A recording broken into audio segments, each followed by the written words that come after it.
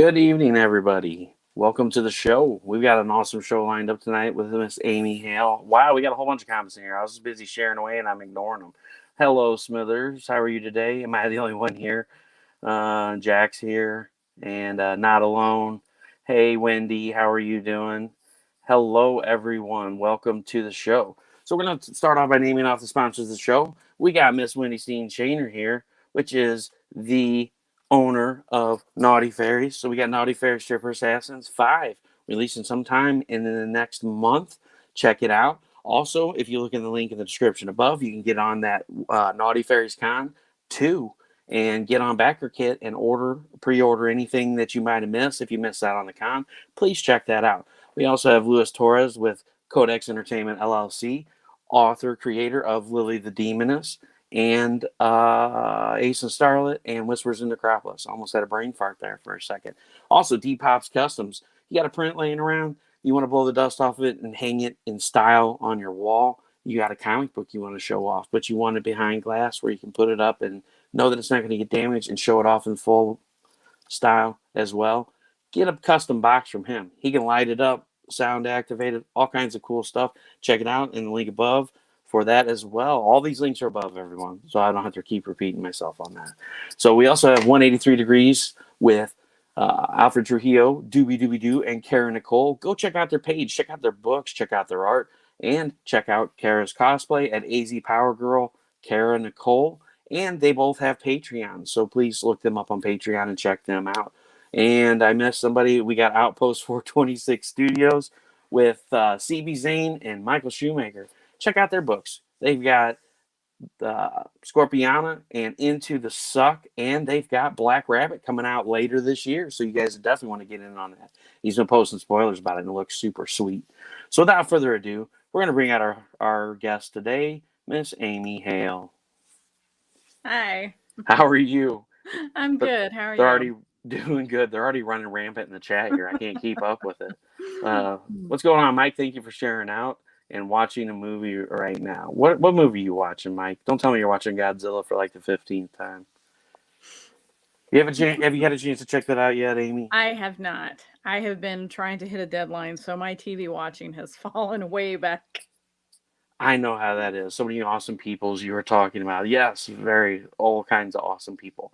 And Jack says, hi, Amy. Hi, Jack. Yeah, I finally got a chance to watch it this weekend. I said screw it on Saturday. I was like, I got to take a personal day for just me. I'm not going to be on Facebook all day. We're just going to hang out and watch movies. So we watched Godzilla versus Kong, and the kids watched Space Jam. And then we watched The Goonies on Sunday. So, that was a throwback. Haven't seen that in forever. Yeah, I'm like, I've had HBO Max for like 7 years for free through my cell provider. I'm like, I don't watch TV. Well, then I see, that Mortal Kombat and Godzilla versus Kong were going to be free on there. So I was like, I'll check it out. I'm like, oh my gosh, Johnny Five's on here with Short Circuit and Batteries Not Included's on here. And there's like 200 things in my watch list, and I've only had it for like a week. All the nostalgia. Yeah, all the nostalgia just started flooding out the gates. So we're having you on the show tonight. You are an author and a podcaster with Creative as Hale. Yes. Russell had time to watch a movie. Yeah, I know. Tell me about it, Jack. I took some me time, all right. And we got Danny D from Facebook because from YouTube because he's in Facebook jail again, and Evening from the depths of YouTube chat. Danny loves to get himself in trouble, so at least he can still watch us on YouTube. Yeah. So thanks for being on the show tonight. I definitely am excited to talk to you. I've seen you on a few of your shows, and I went through and looked at some of the books that you have to offer, and I've watched some of the Creative as Hale shows. But I want to talk about you. You talk about everyone else, and you help promote everyone else. Well, let's talk about you tonight. So We'll start off with what got you into writing. At what age did you get into writing, and how did you start? Well, I think my first real adventure into starting writing was in high school because I loved English lit, especially poetry at that time. To the point that my friends used to ask me in class, they would slip me a piece of paper and be like, okay, by the end of the class, I want a poem with this title. And so, obviously I'm supposed to be working and I'm over here making up this, and it usually was really stupid stuff, but it was a poem. So I would put it all together, and by the end of the class, I'd slide it back over and they'd be like, oh, They keep trying to stump me all the time. So that was something that we always did. And I don't think we actually ever got caught. So if my English teacher happens to see this, sorry, Barbie. I'm now friends with her, and she's one of my biggest fans. And it's funny hearing her, talk about being in class and stuff. Anyway, then I decided one day that I wanted to try my hand at writing horror because I was a huge Stephen King fan. And it was awful. I mean, dreadful. It was. I barely admit to it. I don't even know where it's at. I'm pretty sure I threw it away. But yeah. So was it stupid stuff or inappropriate stuff? Yeah, both. Yeah. It was stuff that would have got me in trouble if a teacher would have seen it. Let's put it that way. Oh man. And not just because I wasn't supposed to be doing it. It was not always nice stuff.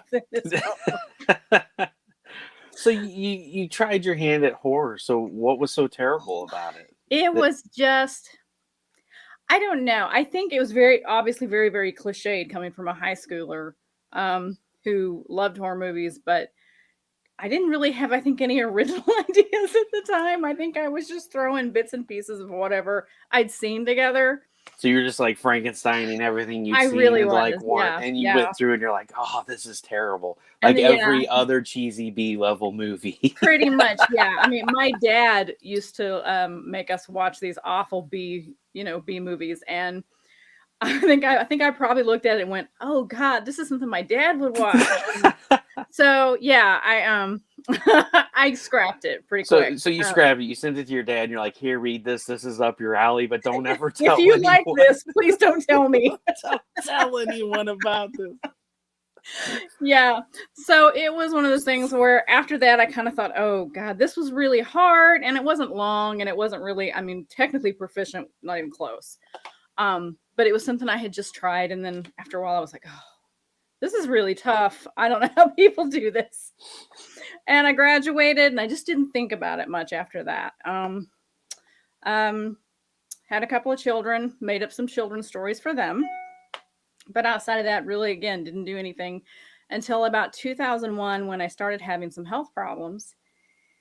And I started doing some research on the internet and found out that some of my health problems were more due to diet than anything. So I started looking up ways to naturally deal with these issues, and came across some websites that had just what I needed. So as I got more into it, I started my own blog, and that developed into writing for health magazines. And before I knew it, I was doing cookbooks and working with other health bloggers and other health writers. And I did that for about 13 years. And then realized that the joy wasn't there anymore. I was just bored. I was tired. You were tired of coming up with ways of adding Hale into the title of a cookbook. Like it's hot as Hale in this kitchen. Yeah, with Amy Hale. Actually, I was using Hale is a pen name, so I was using a different name. And I did that for a reason. I decided that I didn't want the two worlds to collide, because the health and diet industry is about as volatile as politics and religion. Oh yeah. Yeah, it is not nice. It is nasty. And no, everybody has their opinion, and yours is always wrong. And yeah, despite how much science you have to back it up, you're a moron and you're just trying to kill people. Yeah. So I just decided I didn't want to do it anymore. It wasn't fulfilling anymore. So yeah, I talked to my husband, and he was like, "You know what? You're not happy. We've got a decent enough income without what you're doing. Just go ahead and finally write that fiction book you've been talking about for 3 or 4 years." Because I just kept bringing up this idea I had. And he was like, "Okay, so I'm quitting my freelance job and my job with the magazine, and I'm going to give this a shot." And that's when I wrote my first. Book was in 2014. I started, and it was published in January of 2015.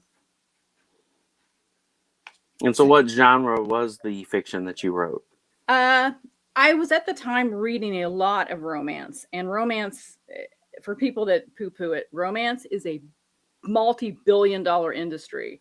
So don't laugh until you try. Yeah, I have There no is problem with money in romance. romance. There's a lot of good romance movies out there. There's good, but And books. everybody automatically assumes that romance is the bodice rippers, you know. No, there is so many different subgenres in romance. Yeah. And so I decided to go with romantic suspense because that was the story that I'd had in my head for several years. About a young woman who is she's an heiress, and her father dies under mysterious circumstances, and then it turns out she's next, and she ends up with a bodyguard. And so through the whole thing, there's that whole, tension between the two main characters. And then there's also trying to figure out who's trying to kill her. So that's my first book. It's called Ulterior Motives. All right, hold on. I'm going to put you up on the full screen here. All right. So yeah, that's the first book. And so that one's a romantic suspense. And that was my first try at writing and getting published. Oh, Danny. This is why you get banned on Facebook. Good evening, Steph. He keeps trying to say, so I do my Saturday show, I do a review show, and I've got a couple of novels lined up that I'm reading right now that I'm going to do reviews on, and he keeps saying he's going to write a sex novel, so I'll read part of it online because I do live readings of some of the books, Uh-huh. Yeah, I've got a readers group, and in my readers group, it's a private group, so it's not public. You have to ask to join.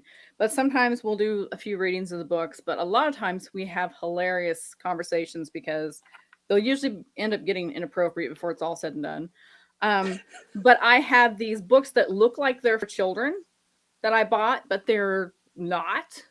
Like Brenda's Beaver Needs a Barber. Oh my gosh, that is the funniest book ever. So I've got Tony wants you to play with his balls. Yep. I've got like 7 or 8 of these, and I'll read them in the group, and we crack up. So yeah, you can get in trouble if you're not. And P.S. If anybody in the audience has never read Brenda's Beaver Needs a Barber, go watch on YouTube. There's a lady, she's like British, that does a live reading of it. And it's even funnier watching her read it. Oh gosh, yeah. Than reading it. It is so hilarious because like she almost passes out in between pages, and you get the pictures of it and everything. Yeah, it is funny. It's really funny. It's really funny. Yeah. So you guys do like live readings of that in the group? Yeah, we've done that in the group. We've done live readings. We've done writing stuff from my book. Sometimes we'll just do giveaways, and sometimes we'll just have chats and just talk about whatever anybody wants to talk about. Yeah, Danny would definitely be in that group. So we have a lot of fun. So you got into writing romance fiction. So has that been what you've stuck with throughout all of the books that you've written, or it's have you kind of deviated? Quite a bit. It's gotten a lot darker. I think I started slowly sliding back down to the horror stuff. Yeah.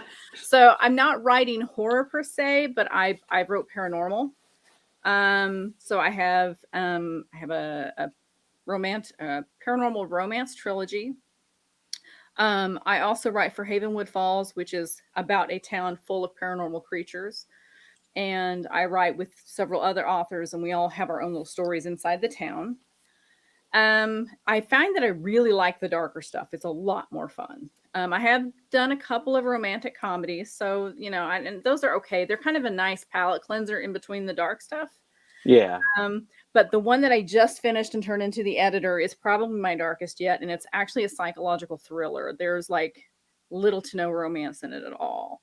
And is there a release date for this book, or not just yet, because I want to make sure we get everything. I announced it last year, and I was like, "Oh, it's coming in the winter," and then like my plot just like nosedived, and I had to start all over again. So I'm not announcing a release date just yet, but I'm hoping by the end of the month. But here's the cover for that one. Oh, that looks awesome. Yeah. So yeah, it's neurosis. Seeing isn't always believing, and it's about a young woman who is trapped by her past trauma, and she's trying to just live a normal life. And her newest doctor is actually helping her make progress. And as things start to look better for her, she suddenly starts seeing someone who looks exactly like her, and it turns her world completely upside down. So, so that's the one that we're currently that I just like did like I think I wrote for like 48 hours straight trying to get this thing finished. So, it's at the editor, the beta readers have it, and we'll see what they say before we move forward. But with any luck, it'll be the end of this month. Sorry, I'm just trying to pull up Nope. your book page on Amazon That's so I can pop fine. it into the links for anybody that's interested. I had it on here and Amazon refreshed. Of course they did. Yeah, shame on them. They're trying to show me all the cool stuff I should buy. They don't want to make it easy on you. No. All right, we'll come back to you in a second. Tablet of Doom. So, and let's talk a little bit about your podcast that you creative as hell. You know, how did you end up starting your own podcast? Well, it actually started from the group. My husband and I used to do every Monday night. We used to have a live chat in the group with the readers, and we called it Books, Booze, and a Hail of a Conversation because usually it was my husband and I with a drink talking books and who knows what else. And then, and of course, the longer it went, the drunker we got, and the more interesting the conversation got. But there came a point where, I had to slow down. Not that I'm an alcoholic, but I had to slow down my drinking because of my medication. So I could only have like one every so many days or whatever if I was going to be safe. And then it got to also where like my schedule got really busy and I couldn't do that every Monday. We did bring on a guest or two at times. And then the more my husband and I talked about it, we thought, you know what, if we're going to talk to guests, we need to make sure that this is accessible to more people, that more people can, you know, I mean, if they're going to agree to come on, I want to make sure as many people as possible can have access to the information that they're sharing. So we moved out of the private group and decided to go onto my author page with it. And then we discovered that, you know, it wasn't too hard to do this on YouTube as well. So we opened up with YouTube as well. So now we're on my personal page, we're on the Facebook page, and we're on YouTube. And YouTube is easy. It's youtube.com/Amy Hale. And we're every Thursday night at 7 Central, 8 Eastern. And we try to have a new guest on every week. Last week we did a new feature that we're calling Rising Star Showcase, where we had 2 up-and-coming writers that are showing promise. And just trying to share, like you were talking about earlier, just share with everybody what we've got, what they've got going on, and help promote other people. Amy, congratulations on finishing your book. Thank you, Brian. I'm really relieved it's done. And I apologize, folks. Thank you for answering that question, Amy. I finally got it to reload on there, and I popped it in the comments, everybody. So any of the books that she talks about tonight, you want to come back to this link, you can find all of them there. And thank you very much for joining in, Brian. But yeah, StreamYard has brought out, you know, made things so much easier to do. You know, you used to get on and you go live and it was kind of clunky and it was like, you know, it's like watching a Steph Wilson show where he's trying to invite a guest on and, you know, it either kicks everybody off or, you know, or I come on to try to, you know, say hi to everybody and I kick the sound out on both sides. You know, there was always so much. It was so hard to invite other people. Yeah. And then StreamYard rolled in and they're like, hey, check this out. You can put this in your browser and you can invite people. It's like, what? Yeah, it's so much cooler. Oh, it is. We used to use BeLive was another one. But then when when they had that whole privacy issue thing, it quit working in groups. So like we were trying to use it and we couldn't see who was talking to us. It would not give us any information. So you guys had like random comments and you're like, yeah. So it's just like Facebook user, user. And it was just like, what's the point here? We don't know who we're talking to. Exactly. And unlike StreamYard, you didn't have the option to opt in to share your information. So we just gave up with it at that point. It was like, why bother? And then StreamYard rolled in. You're like, oh, cool. Let's see what we can do with this. And now it's nice because, you know, you can stream to Facebook, you can stream to YouTube, you can stream to Twitch, which I don't recommend unless you're doing gaming stuff. Russ jumps in and spreads the lag virus. Get out of here. It's not me. It's my wife upstairs. See, like today, whenever we got started, I jumped in and I brought Amy in and we started to talk. And I realized I was on the wrong Wi-Fi. I was on my wife's Wi-Fi. But he's watching Netflix, and all of a sudden it was like circles. And Amy's messaging Yeah. me, I can still hear you. I'm like, I can't hear anything. Hold on, I'm switching Wi-Fis. Hey, Ryan, thanks for popping in, and thanks for Hi, sharing out. I Ryan. appreciate it. So yeah, and it's a lot of fun doing the podcast. I mean, the great thing about it is you get to get on with a bunch of people that you don't get to see every day. You know, these may be people that you meet at the cons or that you're really good friends with, but you know, before StreamYard and some of these other, you know, like apps, we didn't have a chance to get on and like talk to each other, Yeah. but include a large group of people, you know, in our Facebook groups or, you know, on our pages or anything like that, and actually have an audience where we can, you know, just all shoot the shit and have a good time. And Yeah. and it's really Exactly. opened doors for stuff. And I really, his wife picks up the phone and knocks him off at AOL. Get out of here. No, yeah. At least Steph Wilson, you know, with him, you know, at least I don't have a VCR and I actually pop a tape in and break it, Danny. So Steph hopped in and hopped out, so I'm going to rag on him a little bit here and there, give him some trouble. So who were some of your inspirations in as far as, you know, reading books go? Like, what are some of your favorite authors that really inspire you? Let's see. Well, I mentioned Stephen King. I love Edgar Allan Poe.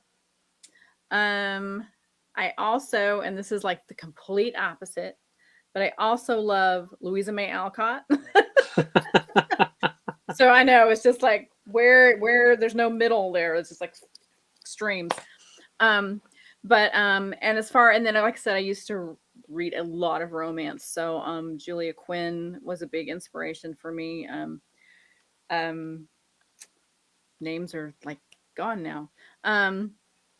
Let's see who else. And then there's some people that I've had a chance to meet that are authors that are started out indie and then have went with the big publishers like Colleen Hoover and Abby Glines, Jamie McGuire.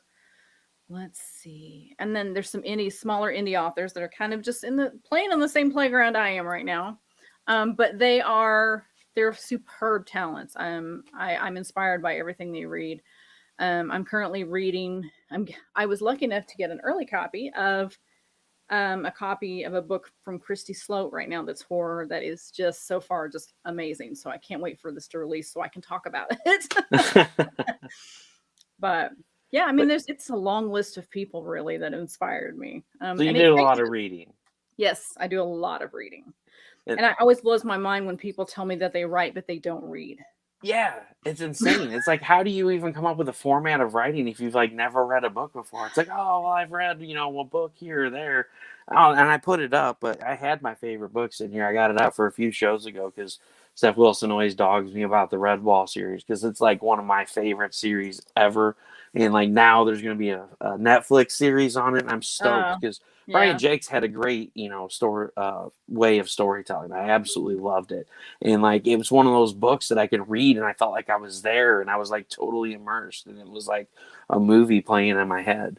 yeah, Yeah, yeah. but yeah, Lewis said, I can't wait for get-togethers to open back up. Me with Steph Wilson and CB Zane in the same room. I know 2 out of 3 they'll be extremely uncomfortable.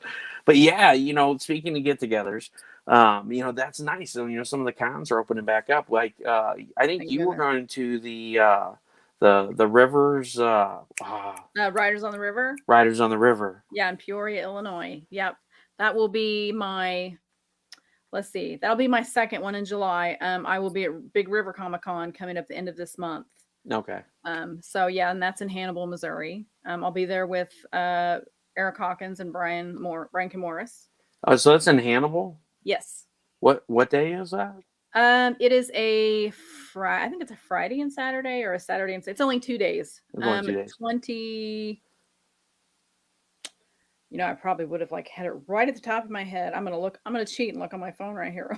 Oh, you're fine. No, you're fine. You know, the reason why I was asking is because you say Hannibal. You know, Hannibal's only 2 hours for me, so I definitely might come up Oh there and check it yeah, out. that would Because be great. speaking of cons, that was what I was going to bring up. Is I'm going to be at Heroes for Kids Con in Oh, July, awesome. so I'm super Unfortunately, excited. that's the same weekend as Riders on the River, so I'm Yep, not gonna I be there know this that's year. the reason why I brought it up is because I know you're going to be at Riders on the River because you know I was like, oh yay, we're going to get to meet, and you're like, I'm not going to be able to make it. I got Riders on the River. And I was like, yeah, it just they changed their date after Riders had changed their date, and then it was like, oh dang it, now I got to choose. And I missed Riders on the River last year for another event that wasn't not last year, the year before last, when we were still having them, to attend an event in Michigan.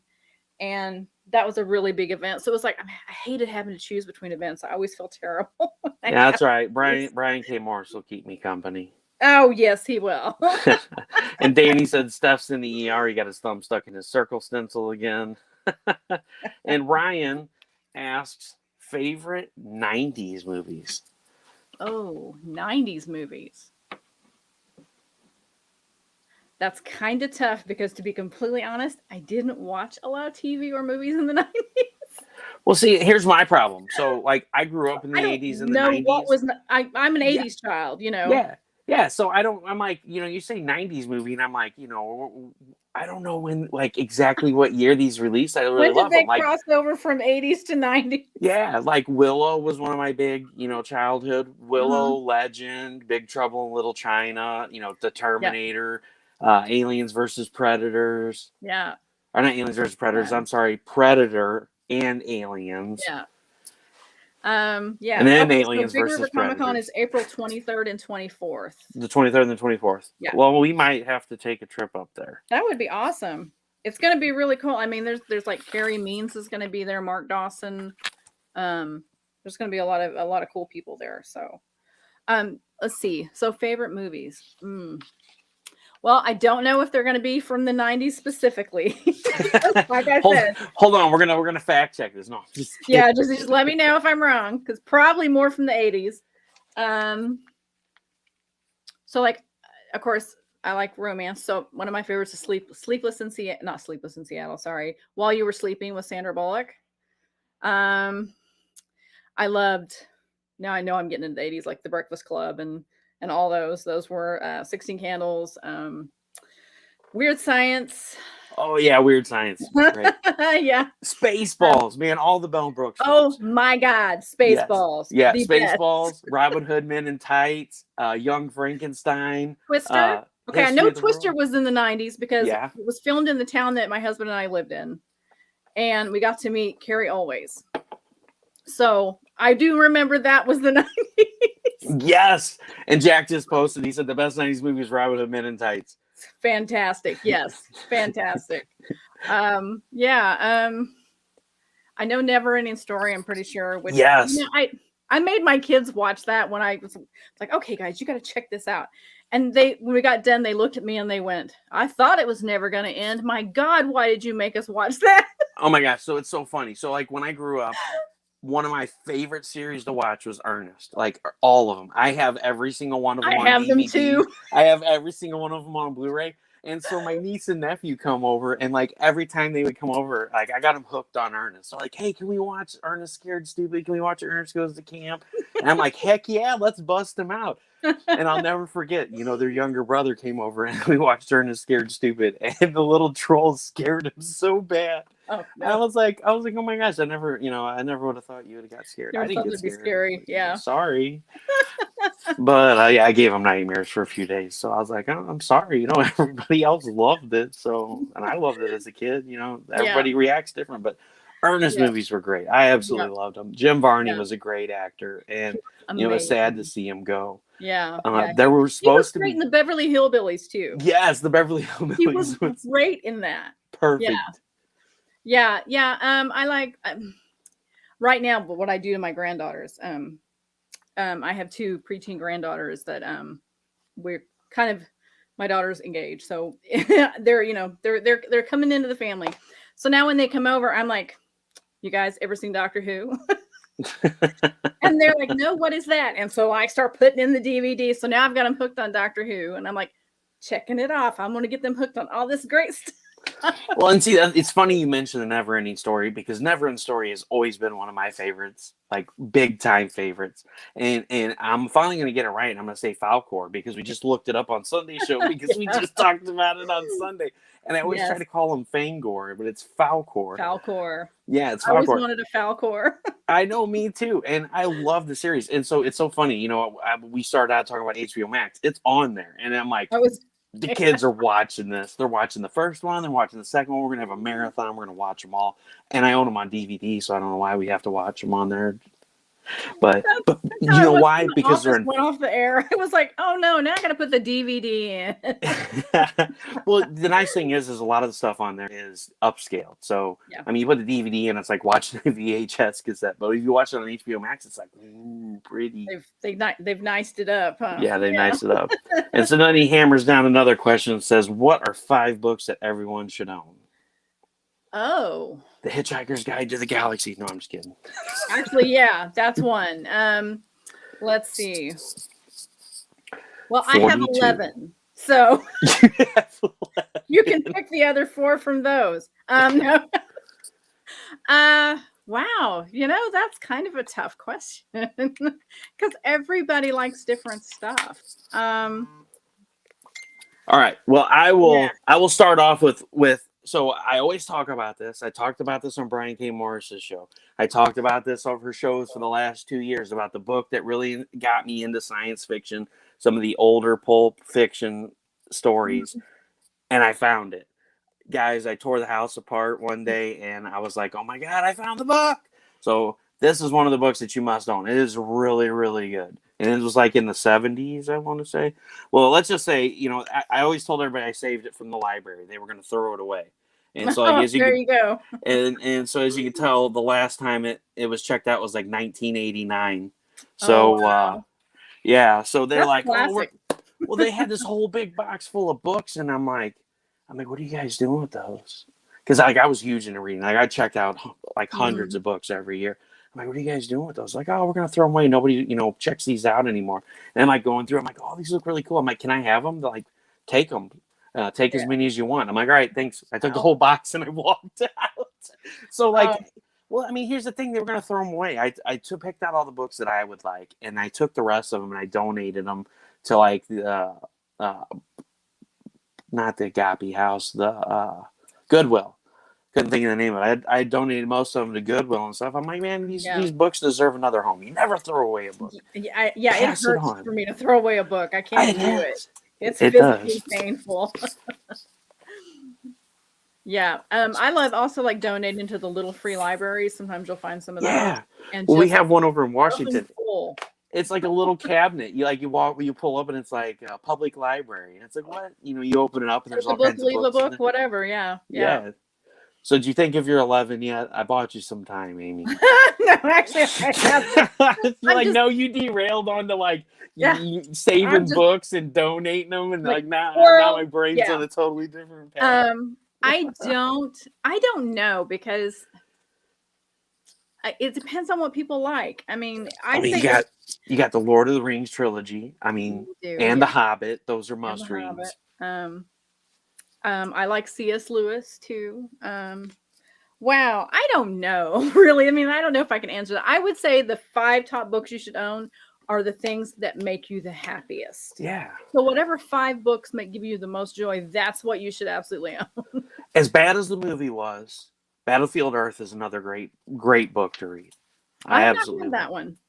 Oh my gosh, it's huge. Hold on. Like, you want to see a big book? Look at this book. Sure. It's ginormous.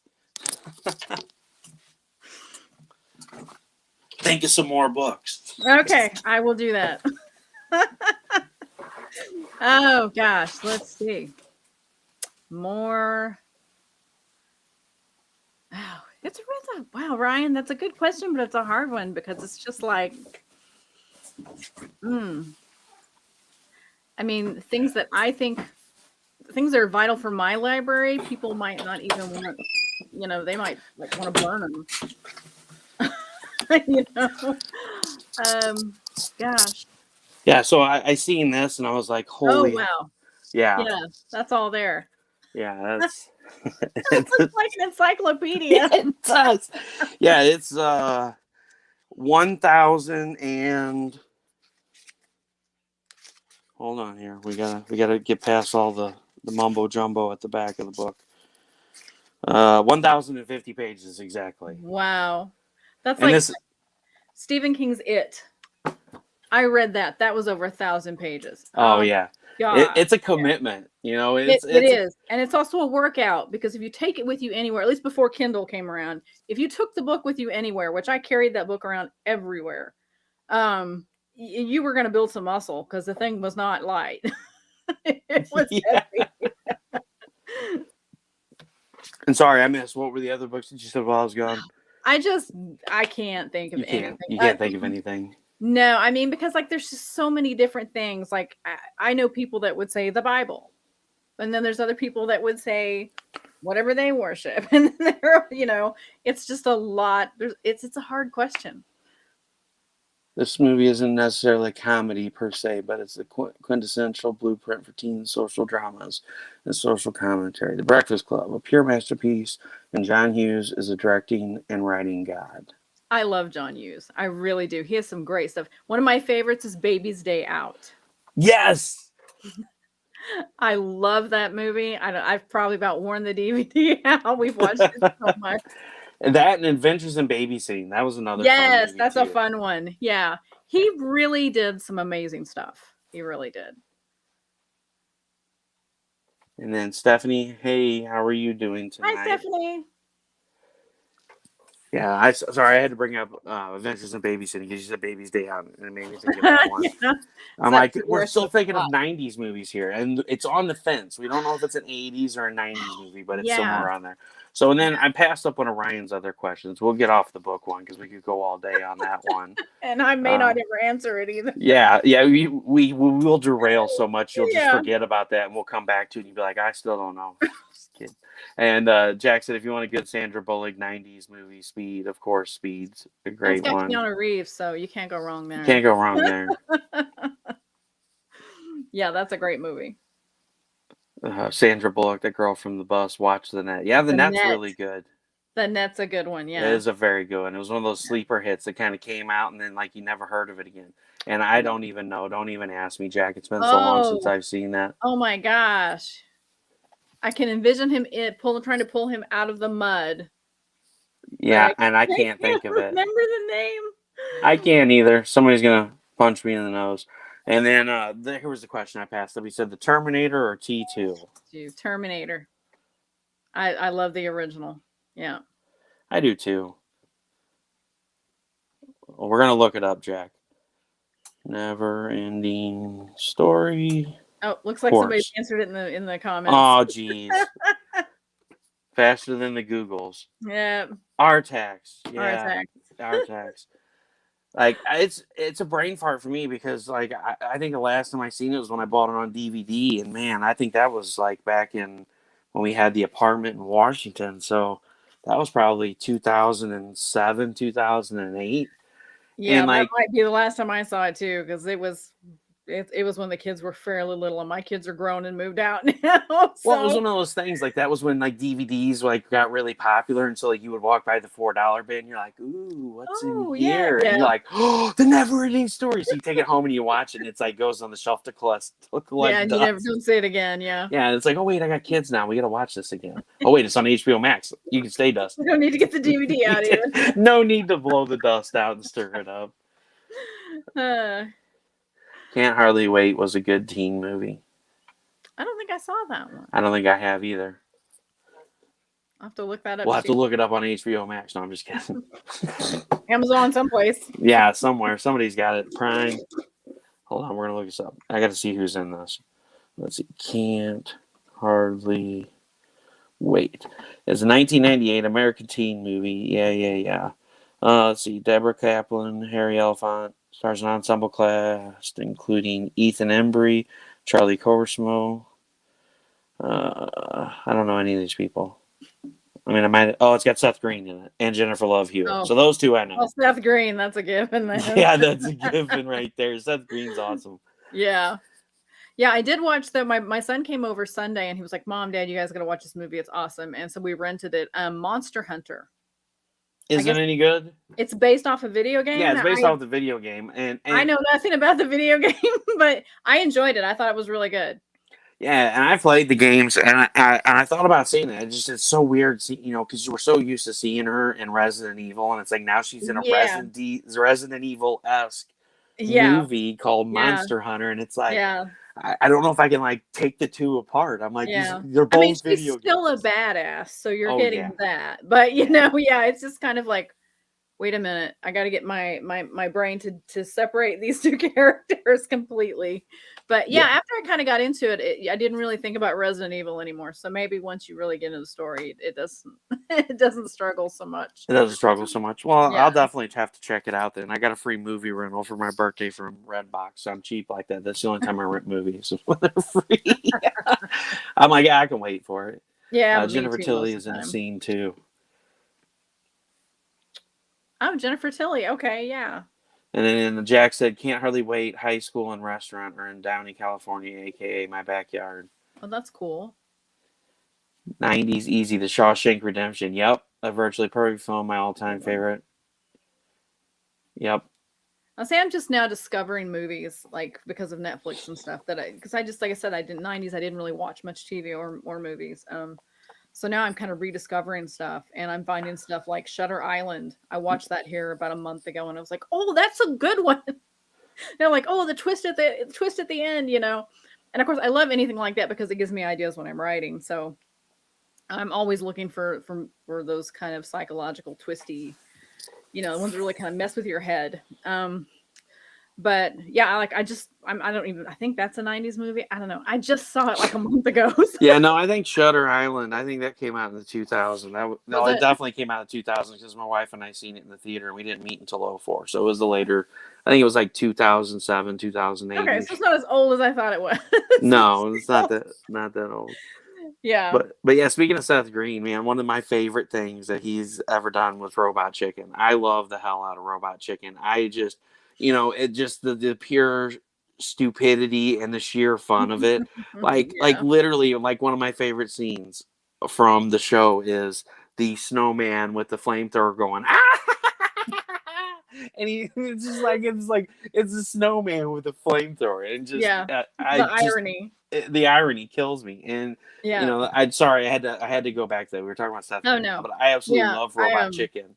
I And love him in Austin Powers. He's great yes, in Austin Powers. And I love him in Zip It, Scotty. Without a Paddle. Zip It. Oh, Without a Paddle is Oh, hilarious. yeah. Why are you taking your shoes off? You can't outrun a bear. I don't need to outrun the bear. I need to outrun you. Yeah. That is a great movie. I Yeah, love Without a them Paddle. down in the pit. Do you really want to hurt me? And then them singing back. Yeah, that whole movie was just fantastic. But Matthew Lillard's another favorite. Yeah. He is. Yep, there we go. Both Okay, 90s movies. Yeah. Okay, we're getting there. We're getting there. We're going back. Yeah, but yes, Seth Green's freaking. I love that show, and so I bought the first few seasons way back in the day when it first came out, and I had no idea that it continued on because we gave up TV because we never have time to watch it. I work and been working on the book and promos and reading and watching movies, and so like I had no idea that it continued on, and it's on HBO Max, and there's 9 seasons, and I'm like. Oh I only own the first 3. I got 6 more seasons to watch. Yes. Yay! It's like a bonus. Yeah. So I'm like, man, I've been missing out on all this, and I've had it free for like 7 years, and it just like blows my mind. I was too lazy to just like get on here. I mean, part of it was we didn't have a smart TV that had internet capability up until like 2 years ago. So like I don't like watching stuff on my phone. No. It's not for me. But now that we got a smart TV, I'm like, ooh, shiny. I'm gonna try all the things. Well, and here's the thing. I downloaded it to watch the Snyder Cut of Justice League. Guess what I still haven't watched yet? And I've watched like 12 other movies. Like, yeah. ooh. Yeah. I hear that's a commitment though. See, that's part of my problem. So I haven't seen it 4-hour either. commitment. Yeah. I'm like, do I really have 4 hours? Like my kids, it was hard enough. Well, they did sit through Space Jam because it had the Looney Tunes in it. So, they were all for that. The Goonies, my son really liked it. My daughter was just like off in another world. The Goonies, another great '90s movie. It's got to be '90s. I'm just gonna call it as the '90s. I'm probably wrong. Somebody's gonna be like, no, it's '89 to be exact. Hold on, we're gonna look. Okay, 1985. So it came out. That's right, duh. Because when I brought it up, I was like, that's the same year I was born. Brain fart. Okay. All right. So we 85 is close enough to '90s. Let's see. I still don't understand why people keep wanting to watch the Snyder Cut when it's already movies they technically saw the years ago, just with you making it much longer than the original and in a 4:3 aspect ratio, so it's not even widescreen. I don't know. I never even watched the original, so that's the only reason why I want to watch it. Like, I've never been a huge DC fan. I've always liked Batman, and I've always liked Superman. And I, watched the original Superman movies. I liked Man of Steel. I actually never brought myself to watch Man of Steel, which is I finally have gotten to the point, like, if people say this movie's terrible, I watch it anyway, because Man of Steel I thought was a terrific movie. I think it was awesome. And everybody talked so bad about it. And so one of our movie stores went out of business that had just opened up, like, I don't know, like 8 or 9 years ago. They went out of business, and so they had a bunch of Blu-rays for sale. I was like, oh, Man of Steel's on there. It was like $4 on Blu-ray. I was like, I'll pick it up and give it a shot. And I'm like, holy crap, I missed out on this movie for how long? But I was never really big into DC. I mean, I kind of like the Flash. I mean, I like the old Flash Gordon, the old TV show. I watched that with my grandpa all the time. But I don't know. I just like Wonder Woman. Now, we've watched that when it came out. We didn't see '84, of course. Wonder Woman I like, but I just never been a huge fan of DC. So, like, when I seen the Snyder Cut came out and everybody was talking about it, I was like, I'll give it a shot and watch it, because I never seen the original, so I don't really have anything to compare it to. So if it's terrible for the Snyder Cut, I know I definitely shouldn't have watched the other one. Yeah, I mean, I've really gotten to the point where anymore, if critics, especially like movie critics, say it's terrible, I'm gonna see it, because I know I'm gonna enjoy it. Yeah, and I don't ever go by what the critics say. I just, usually, like, if my friends don't like a movie, I don't like it, and that's why I never watched Man of Steel. But yeah, the critics suck. I think the best movie that I've ever went to and watched without knowing what it was Constantine. Like, I knew what Constantine was. I knew it was a comic book, but I didn't know that I mean, it's another DC book. I didn't know that it was loosely based on the comic book series. And I had no idea that Keanu Reeves was in it. Like, we literally pulled up at the movie theater and we're like, all right, so here's our choices. No, no, no. What is that? And no. We're gonna go see what is that. And we got in there and I was like, oh my gosh, this is John Constantine, based off of the comic book. I was like, oh man, this is awesome. And so it actually ended up, I thought it was a good movie. And everybody bombed that movie. I know. I hear people gripe about it. I loved it. I thought it was great. My favorite scene is at the end when he's getting ready to, be taken, and then this is no, and he's like, that's my favorite. Yeah. Not only is Constantine comic, but it's also Keanu Reeves. Yeah. Yeah. Good combo there. Yeah. So let's kind of talk about comic books for a little bit. Is that something that you ever delve into, that you got into as a kid? Actually not so much. It wasn't actually until here in the last couple of years that I started getting into comic books. I still don't read a whole lot, but I do appreciate them. I do like them, and I do have an idea for one. So that may be something I delve into before long. Yeah, my dad used to tell me and my siblings that he was a superhero, and we would get all of these ridiculous stories as kids growing up. And so one day I'm talking to him and he's like, you remember when I told you that story? And I'm like, oh God, Dad, that was so hilarious. It was so awful. But the more we talked, the more we're like, that would actually make a funny comic book. Oh, yeah. So we're in the process of kind of putting some stuff together, and hopefully within the next couple of years, I'll make it happen. I definitely at least want to get one out for my dad to have. So we'll see what happens with it, but I really want to do that at some point.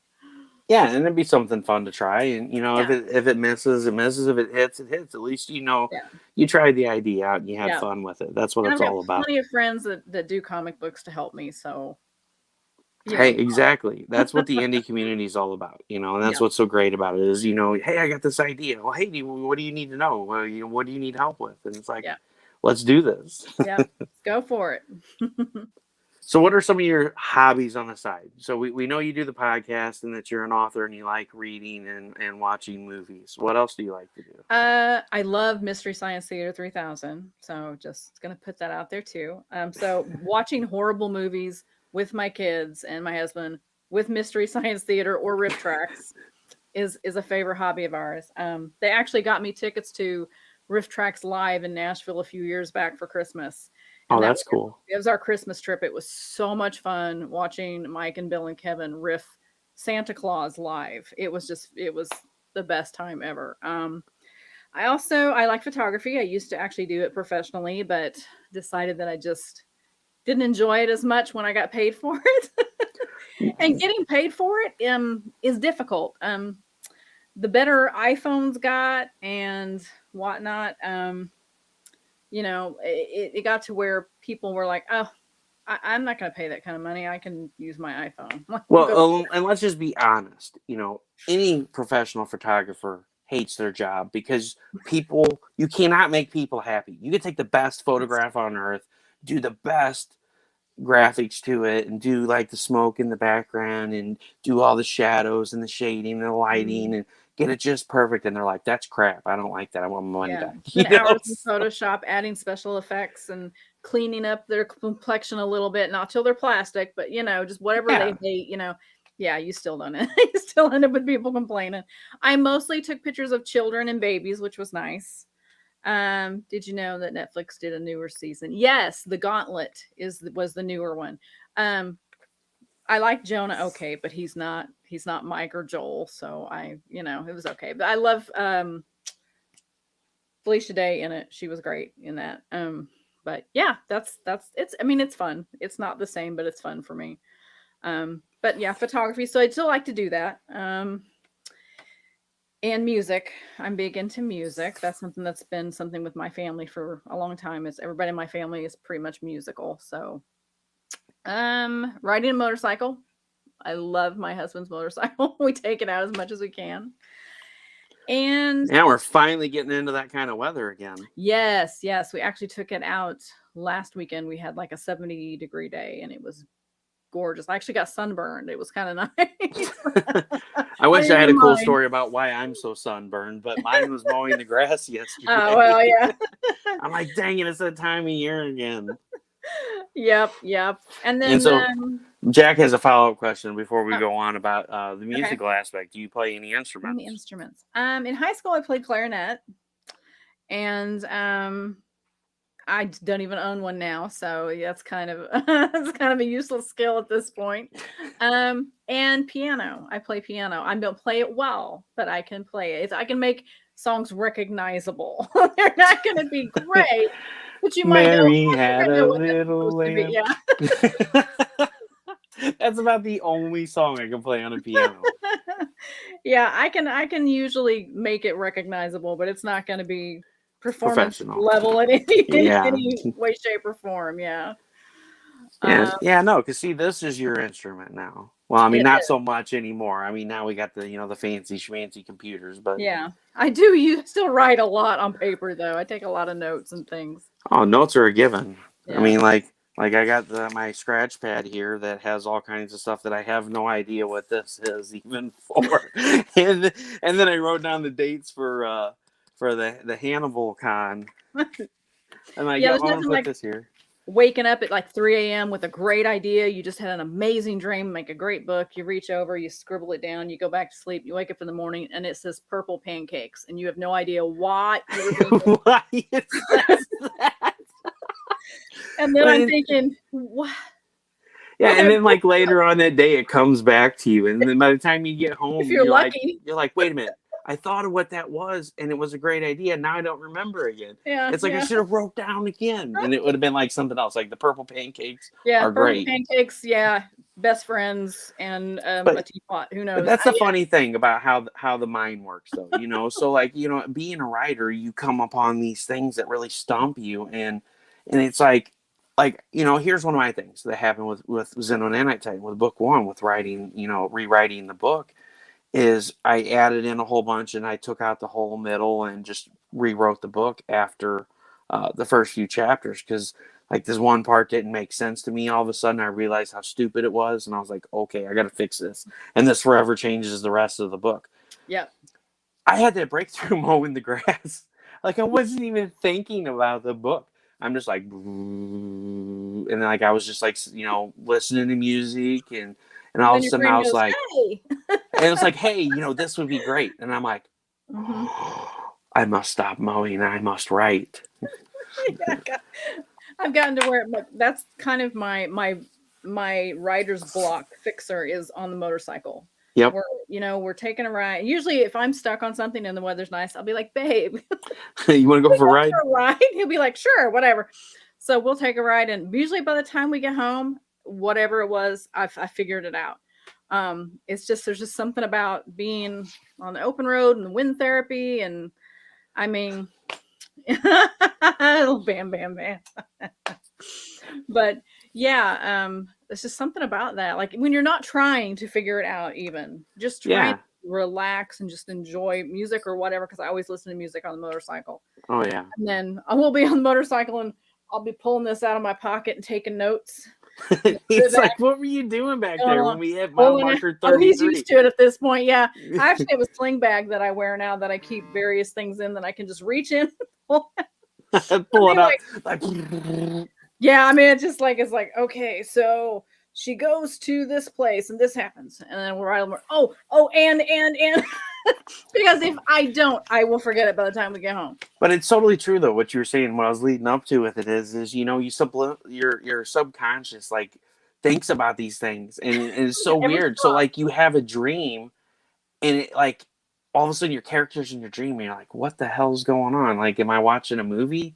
And then like it plays out in your head. It's like, oh my gosh, it's beautiful. And it's like you said, you wake up and you like write a note down, and then in the morning you get up, you're like, where the hell did this come from? Was I drunk when I wrote this? And it's so terrible because like, I have mornings where I'll wake up and I'm like, man, I had this great dream and it's made this great idea for the book, and I don't write it down, and 2 hours later I'm thinking, what was the dream about again? Oh, I hate that. I hate that. I've had dreams that are like they're terrifying. Like I wake up like sweating. They're just like, oh my God. And I wake up and I think that would be a great horror story. So I take some notes. And then I like tell somebody, like, oh, I had this dream. And I start telling them. And the more I talk about it, the more stupid I realize it is. Yeah. It was only scary to me because it was in my dream. And for whatever reason, Or the worst thing that happens is you start telling it and it's like super awesome. And then as you start telling it, you realize how much of it you actually forgot. And you're like, wait a minute, I don't remember what happened at this point. Or you're like, wait, was that in a movie already or something? Yeah. Did I fall asleep watching a movie last night and think it was a dream? I did leave the TV on. So when you're writing, I have a question for you. When you're writing, do your characters like take off in random directions and not follow your plot line? Like, what do you mean exactly? Like, I'll plot out my story how I want it to go, and I'll be getting, just really getting into it, and they'll be in my head. They'll be like, "No, we're not doing that. We're gonna do this instead." And it's usually better, but yeah, I have to fight my own characters to get them to stay in line sometimes. Well, see, I don't really talk about it because it pisses a lot of people off. But I don't take notes in like write. I figure out this is where the story starts and this is where the story ends, and I just start writing. Yeah, that's how I used to do it too. I'll stop there, and then I'll pick it up the next day, and I'll just keep writing, and I'll stop there and I'll pick it up the next day and keep writing. So like, I don't ever let the characters run it. I just let the characters run it. Exactly. Like I get to a point and I'm like, I don't really like how this is going. I'll back up a little bit, and then I'm like, oh yeah, I like this better. I just keep rolling, and I just. As long as I got music on and I don't realize that it's 1 o'clock in the morning, I got to be up at 3 for work and I have a heart attack. Usually I just free flow and I just write with it. I know a lot of people take notes and write from their notes, and I just can't do that. Like I get too Yeah. scatterbrained. I'm like too OCD about stuff. And if I like write down a bunch of different things, and I'd be like, no, that's just not right. But if I free flow write it, Mhm. I'm not OCD about it, even though it doesn't make, sense to an Yeah. OCD brain, Yeah. Yeah, I get that. I mean, that's what I used to do. I used to have a beginning, I had an end, and I let the middle happen organically. And it's still mostly that way. But as I've started having to hit more deadlines for other people, I've had to learn to go, okay, I've got to keep on track here. There's certain things that have to happen according to my contract or whatever I've already talked about. So I've had to plot a little more, and sometimes it's helped and other times I've hated it because I did want to just sit down and let it all happen. But it's, yeah, sometimes I have no problem with it, and then other times I'm just like, just do what I tell you to do. The only time that it really sucks being like a free flow writer, right, like that, without taking notes and figuring out the plot, points in between, your goals from your start and your finish, is when you reach a point in the book that it needs to be like really emotional, like sad or angry, or like you come home, you've had a bad day at work, and it needs to be a happy part of the book. You You're can't not feeling it.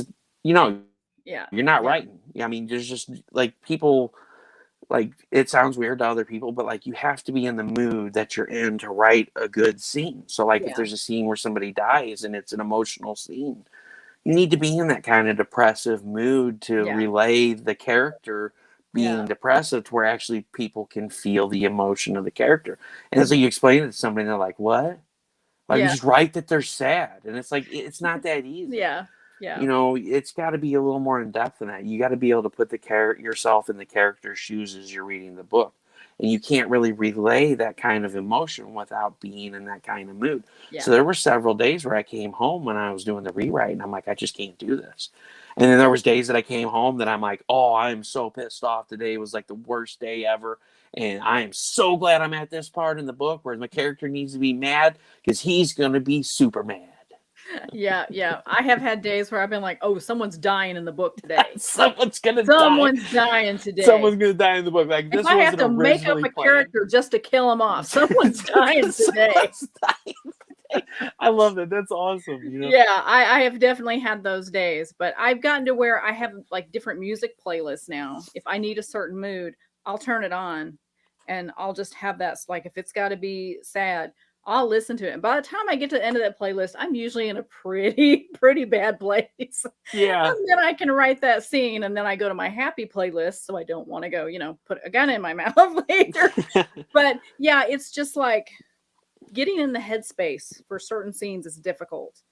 It is. It's very difficult. Very difficult, especially if it's something that maybe you personally don't like. I mean, I've never killed anybody, so I'm having to write this scene. I wanted to, but wait a minute. Are we sure about that, Amy? Well, we don't tell secrets. We don't tell secrets. Shh, you're next. I'm writing a list. No. So yeah. I've had to look at, like, I'm right paranormal, and I've never been a vampire, so I can't be. There's only so much realism I can throw in there and experience. If you're doing romance suspense novels, honey, people, you would be surprised. You would be surprised how many people will die. Yeah, I mean, you already said in the first book she's got a bodyguard, and there's people trying to kill her. So yeah, I mean, you just never know that bodyguard. There's been several more. So yeah, and a lot of attempts made. So yeah. Yeah, it's hard to get in that mood sometimes. And sometimes I just sit down and I go, okay, I'm not in the mood to write. I'm just going to write something really random and stupid. Yep. And see if it knocks something loose. Sometimes it does, sometimes it doesn't. Well, and it's not just that. As a writer, that is your release. That is how you. That's my therapy. Yeah, that's your therapy. And when you come home and you're like, I can't write this, like, I'm not in the mood for it. It's like, oh, how do I unwind for the day? And then that's when you're like, I'm just gonna write some random stupid story, like, Yeah. I mean, that's probably how stuff like SpongeBob SquarePants and some of this other stuff comes to be. Is like, I'm pretty sure Sharknado was somebody that was really depressed with a bottle of wine.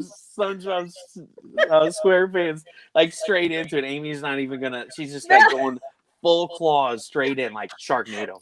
I That's the first movie watched that them comes to all. mind. I've seen them all, but I'm telling you, I watch every one of them and I go, somebody actually sold that idea to Hollywood. I'm not going to complain about my work ever again. I mean, it has Tara Reid in it, so I mean, Well, yeah. But yeah, I just, yeah, play Sharknado happened because somebody was high as a kite. I mean, can you imagine that meeting? Okay, just hear me out. A tornado full of sharks. yeah. And somebody went, sounds good. Like, so wait a minute, let me get this straight. So the tornado went out over the ocean and sucked up sharks. I'm pretty sure those are called hurricanes, not tornadoes.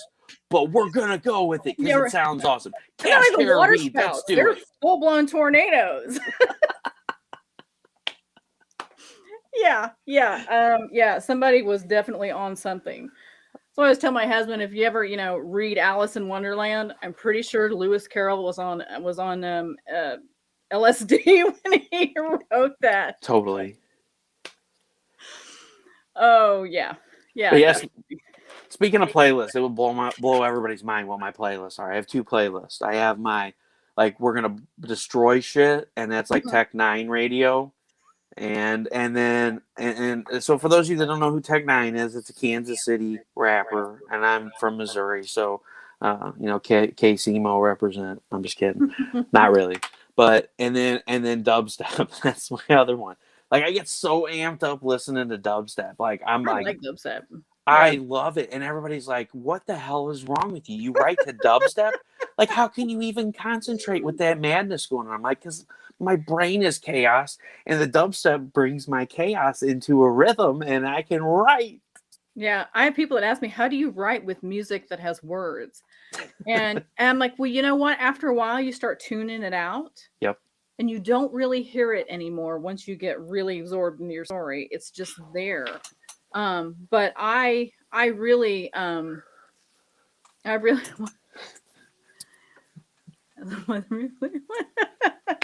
mean, I've also watched Lava Lantula. Yeah, I mean, I'm not really knocking them. I just find it hilarious that somebody sold that idea. Like that somebody sold that idea, and then I see some of this stuff in here. I'm like, why do they keep remaking movies when there's so many original ideas out there now? So Jack, this is what Amy's saying. How did Todd McFarlane go to somebody and say, "Hey, let's do Spawn"? And they're like, "No," and he's like, "Screw you, the hell! I'm going to do it myself."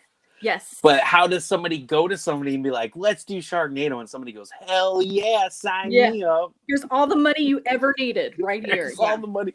We're gonna be rich on this for the rest of our lives. Yeah. Our kids, whatever those are called, are gonna be rich off of this. And you're going, what's the family money from? It's something called Sharknado. It's in the archives somewhere. Yeah, we don't even watch it anymore. We just know that's what it is. There's been so many new movie formats that have came out since then, but it's so terrible they haven't even, put it on the new ones. Oh gosh. Yeah, I think it's sad that there's some that get made and some that don't, and it always kind of confuses me, why. It's like, this was made, why did they and this was the other idea that? that was pitched, and this one got shot down. I don't get it. Yeah. I don't get it either. It's really simple. It's who you know and how high you can get them or get them off when you're dropping your idea. Here's my script and some special brownies. Yeah. Whatever you do, don't eat the whole batch all at once. You're gonna think you're dying. Yeah. That's probably very true, especially with the who you know. Yeah. And unfortunately, there's too many of us that just don't know the right people. You know what, though? We still have fun, and we know a lot of really good people, and that's what's awesome about it. The indie community, we're good about lifting each other up and helping each other out, and we have fun with what we're doing. It's not like we're trying to be millionaires out there. We're trying to share our ideas with each other in our worlds and have fun doing it. And that's where Hollywood and Marvel and DC go wrong. They're too busy out there trying to best each other, and we're just down here like, "Hey, Amy, I got this really cool ass story," and Amy's like, "Hey, Russ, I got this really cool ass story too." It's like, Cool. Let's share them. Let's just tell everyone. Let's just tell everyone. Yep, exactly. Have a good night, Lewis. Good night, Lewis. Oh God. What? Who did you face swap this time? God, Lord help me. Oh. Available on LP or compact disc. Oh boy, here we go. I may have to share with the class. Lewis likes to face swap people. Let's see.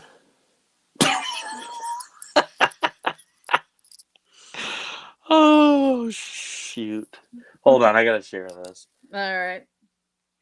So, go away. Whoa. Email, stop.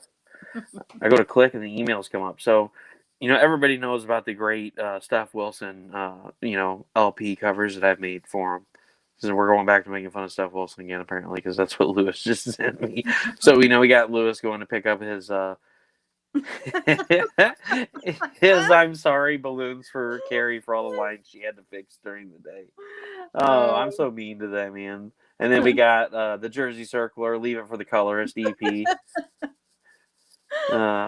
So, all right, now I'm going to go grab this picture since my email is not going crazy. Oh my gosh, Lewis, what am I going to do with you? Let's see, save.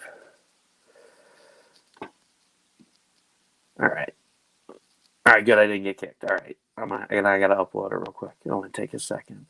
So this is what Lewis was so excited about sending me. Add picture, photo library. Jeez.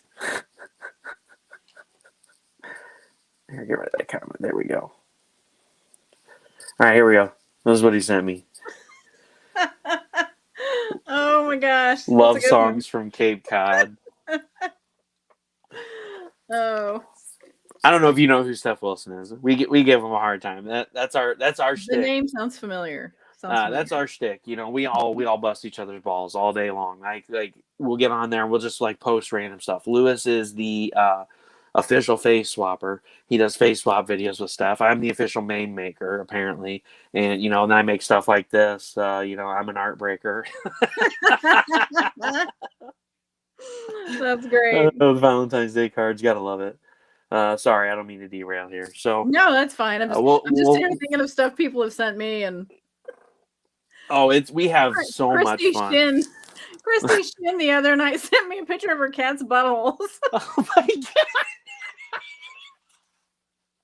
Christy cracks me up. She does some funny stuff. Yeah, she's funny. Yeah. Yeah. And here you are, you're like, oh, I got a picture from Christy, and it's like cat butthole. Yeah, I'm like, oh, okay. Oh my god, that's she sends me hilarious stuff. Yeah. It's like, oh, this is gonna catch Amy off guard. She's never gonna see it coming. We should do a Trump NATO, little sharks with bad hair pieces. It would be epic. Yeah, we were actually on air. Whose show? We were on Pop Van Zant's show. There was her and I and several other ladies, and during the show, she sends me that picture. Oh my gosh. She's like, oh, what did she send me? So what did she send me? What are we talking about on the show today?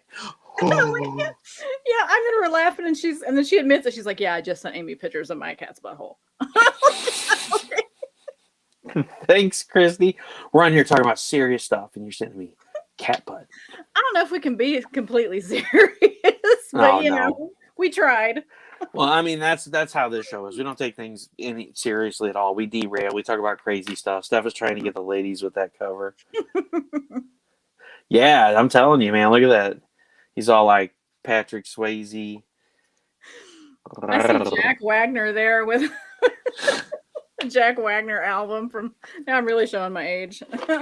Oh man, that's all right. We won't give you trouble about it. We're gonna give that album 5 exploding blue balls if I can find it. Hold on here. I must have deleted it. It said I'm fired. I'm not allowed on here anymore. Oh, here we go. 5 exploding blue balls. And that's what I mean by I don't take things seriously. So, like, my review show is called Blue Balls Reviews, in case you had never heard of it. And there's a funny story behind it. I had Christina Haggerty and Wendy Steen Shaner on for a show. And we were just, like, randomly talking about stories like we are now. Shooting the shit with the audience and having a good time. And I tell the story about this fireworks show that we did, and one of the tubes blew up, and it blew the box apart, and the other tubes laid out on the ground. And we're talking about like professional fireworks, Oh not like wow. the stuff you buy at the fireworks stand. You're Like, talking about the big stuff that catches things on fire. yeah, we're talking about like Yeah. 4 and 5 inch, 6 inch mortars, and so like these tubes lay out on the ground, and they're already set to fire. I mean, once you fire a board, it's gone, and so these tubes just start launching mortars out into this field, and in this field is a bunch of grazing cattle, and they're Oh all yeah. like running for their lives. And I call them exploding blue balls because they're called blue peonies. But people are like, what the hell's a peony? It's just the blue ones that go off with the little stars. And so they're blowing up in the field, and the cows are running for their lives. And no cows were harmed, in case nobody's heard this story before. No cows were harmed. So the next day, Danny D, Mr. Facebook jail himself, posts a set of cow balls hanging on a barbed wire fence. Like apparently a cow had tried to jump a fence and desacked himself. And so I'm cracking up. I was like, yeah, that's funny. I knew stuff like this was going to start happening. So then Christina Haggerty, that was on the show, the artist, pulls it off of my page, adds a blue glow and explosion around it, and puts it back on my page, which is actually this picture right here. Oh my. And so, several months later, Heather with Comics and More New Jersey, she, our Comics and More Chaos, she comes to me and she's like, oh yeah, such and such is going to start doing reviews for the show because I'm an admin on the page. And I'm like, well, I got my show. Why wouldn't you ask me to do reviews? She's like, well, you can do reviews if you want. I'm like, all right, cool. I got it. We'll call it Blue Balls Reviews. I already got the logo and everything made. I'm going through my news feed and I'm pulling it. And I was like, I got it. My name will be Harry Sachs. And so now it's Exploding Blue Balls Entertainment with your host, Harry Sachs. What's going on, everybody? I'm Harry Sachs with Exploding Blue Balls Entertainment. Oh God. And so, and that's just how I am. I love to have fun. I mean, if you're not having fun, there's no sense in doing what you're doing. Why bother? I mean, yeah. And so, like, some people, I get messages and people are like, oh, your show's a load of shit. I can't believe somebody called their show that. I'm like, and we said you had to watch it. Like, if people see Blue Balls reviews pop up in their newsfeed, they're going to go look and see what it's all about. And then they're going to get on there and be like, hey, this is kind of fun. And they're going to join it and have fun. I'm like, and if they see that name and they don't already suspect something, they're a little slow. Yeah, they're a little slow. And so we have a good time. I mean, we've done a ton of shows. Jack in the audience has been one of the, I think you missed a spot on the top of your head. Where? I didn't miss any spots. Yeah, Dada's Barbershop. So, all the cool, of all the things that I found out during COVID is that I could cut my hair for free, and it actually doesn't look half there bad. You go, yeah. So I don't think I'm ever going to get my hair cut again. I pay for it.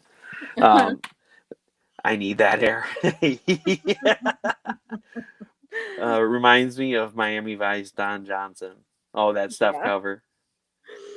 So I mean, we do these review shows, and Jack's been on a few of the shows, and then I had Jake from Rome Comics come on with me one time, and that was a huge mistake having them on, because get this, a 30-minute review turned into 4 hours. We were on for 4.5 hours. And George Medina, which is who was on the show Sunday, we were cracking up about it. He's like, man, thanks so much for reviewing the book. And I'm like, well, Wonder Duck was awesome.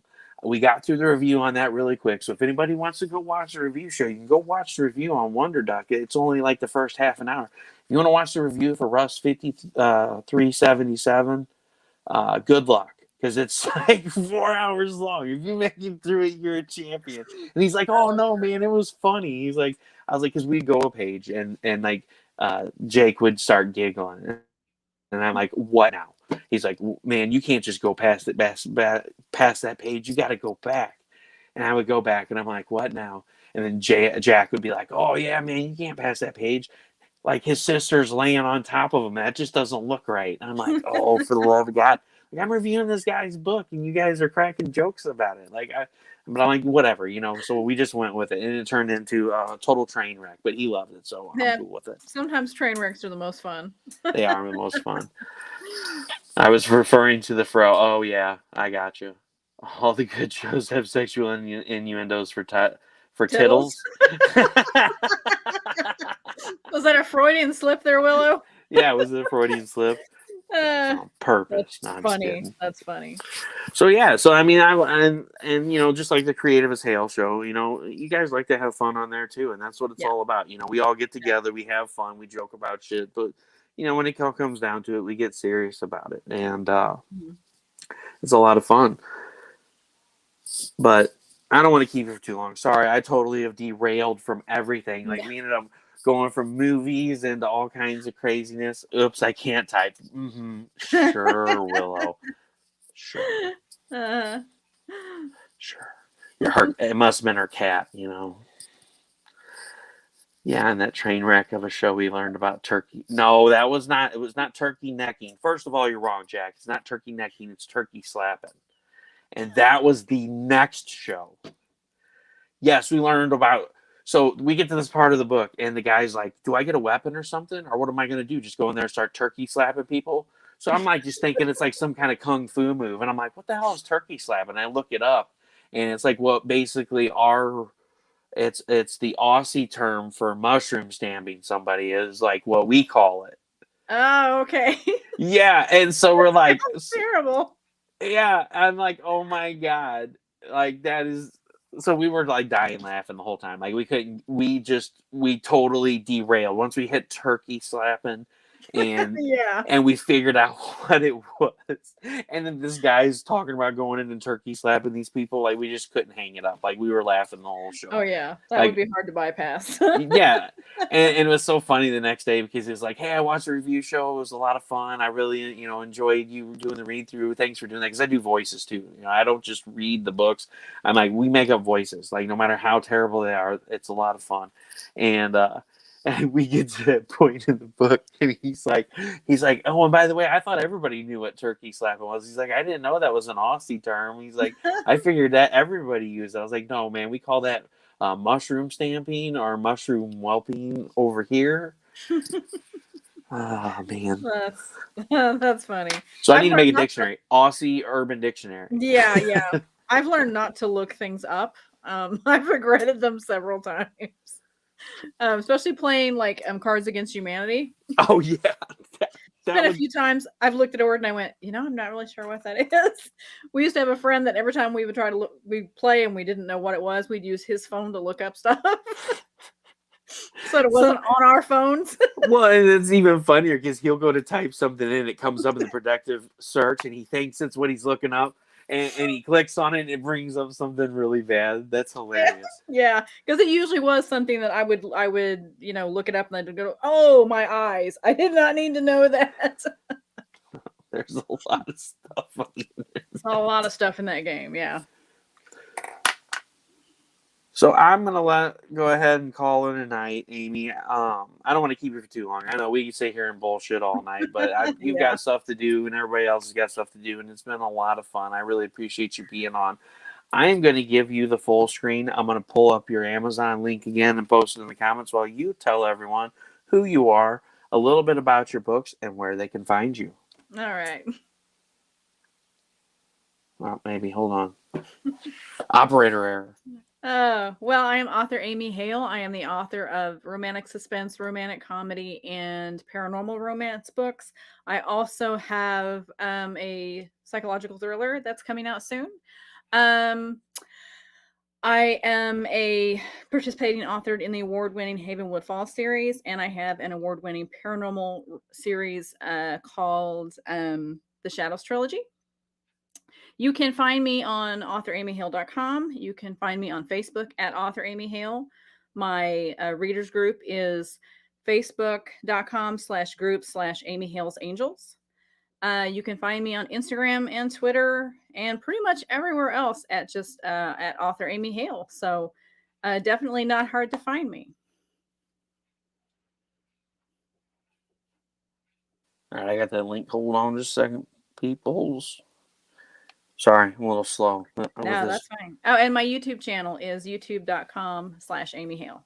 And if you have trouble finding that, it is in the description above. You can find the link to her Creative as Hale podcast on YouTube. Oh, I'm like, what am I doing here? My Pretty brain much at that time any of of the my night. links you'll find on my website as well. So if you go to authoramyhale.com, you'll find pretty much everything somewhere there. That was the other link that I put in there. I'm like, I put another link in there. I, you know, that's been the hardest thing with the stuff that I got going on with me is once I hit like a certain time of night, my brain just like shuts down, and it's just Yeah. like we could be talking about something that I'm like an absolute expert on, and I sound like a complete idiot because I bumble and stumble all over myself. Like I'm like, what's my name? It gets to the point it gets that bad, and it What really is it I do sucks. again? Yeah. Why What? am I Wait. here? What? Why are we on this? And why is my name on here? And Yeah. what is this behind me? Yeah. Uh, But there you guys go right there. If you guys go to that link, that will take you to the Amazon page with all of her wonderful books on there. Please go check it out. Some of them are available for download. You can buy the paperback copies. And also, like I said before, and like she said, check out her YouTube channel. The link is in the description above, as well as her website where you can find out all the info, the biography. You can visit her store, and it has links that will also take you to her Amazon page. So thanks so much for being here tonight, Amy. I really appreciate it. And if you want to hang out in the back room for a minute or two, sure. I'm going to say my goodbyes, and I'll be back in a second. All right. Thanks for inviting me. I had fun. All right, guys. Thanks so much for being here tonight. That time of night is when you watch those movies and completely zone out. No, dude, that time of night's when I'm like, all right, I'm going to bed. And my wife gets mad at me because I like literally I can lay down and just be asleep in like 5 seconds. She's like, I hate you. It takes me like 40 minutes to go to sleep. But anyway, everyone, thank you so much for being here tonight. Thanks for hanging out with Amy Hale. We had a lot of fun here tonight. She's a super awesome person with some really cool stuff. So please go check out her website, go check out her YouTube channel, and check out her books on Amazon. And if it's not something that you might like, you may know somebody who likes that. Send the information their way and help get the word out because that's what being indie is all about. Yep. Good night, bud. So, everyone, thanks so much for being here. Russ Explode Studios, projects that'll blow your mind. Everyone, have a great night and a great rest of the week.